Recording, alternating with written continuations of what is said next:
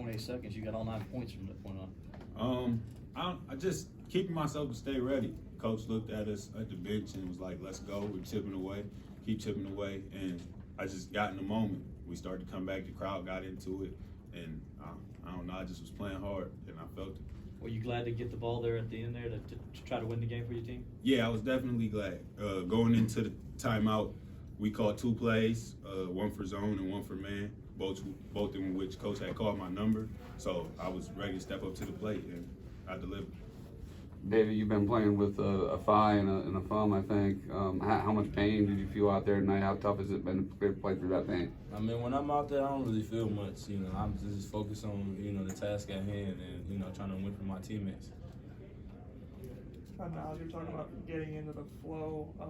You had a coast to coast, and you even drew it behind your back. I mean, what do you remember from that play, and how much did that get you going? I actually remember getting the rebound, and then David looking at me saying, "Let's go," and then so I just decided to go downhill north to south and slowed myself down a little bit. I got the charge in the first half, so when I slowed myself down, I was able to just react to what the vote did. But yeah, that got me going, getting that bucket. For both of you guys, you're both transfers first year. To get a game like this and win it when you guys were down 13 and knowing what's at stake, maybe possible postseason, maybe get something here at home, who knows? What's running through y'all's mind as you're trying to extend your careers? I mean, just from a standpoint of, you know, I've never been to the tournament. I'm not sure about Nas, but like, you know, that's a real big goal, and you know, to do it with these guys, you know, that's even bigger. You know, I feel like we went through a lot this season with these guys, and we just want to make the best out of it, and we're not gonna give up. We're gonna keep fighting all the way to the end.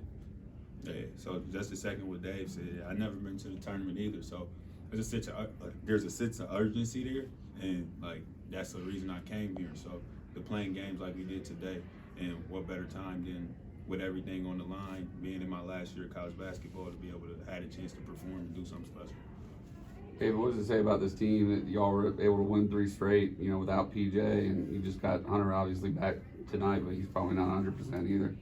I mean, it just, you know, just shows the fight of the guys. You know, we have some young guys really stepping up. I think, you know, that shouldn't be overlooked. You know, they're playing heavy minutes, and they wasn't playing that many minutes. And to be able to come in like Ian Shefflin and Ben Middlebrooks come in and do what they're doing, I mean, that's just big time.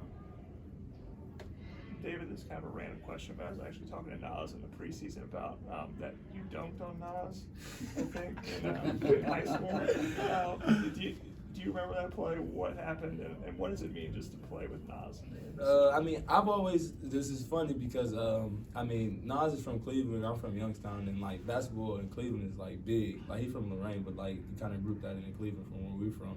And, you know, we kind of look up to those guys. Like, we don't get the coverage that they got. So, I mean, I always got to watch them from afar. And then when I got to see him in high school and play in one of their showcases, I was looking for revenge, you know.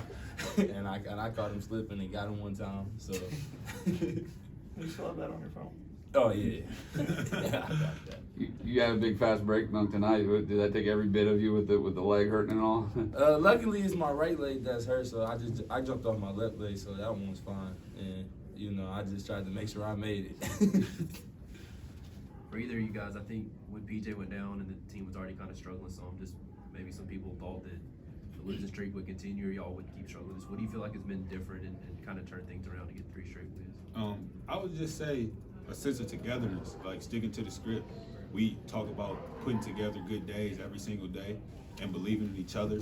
Nobody has to play those games, but those 15 guys on the team and our coaches and managers in that locker room, we believe in the work that we put in together and sticking through.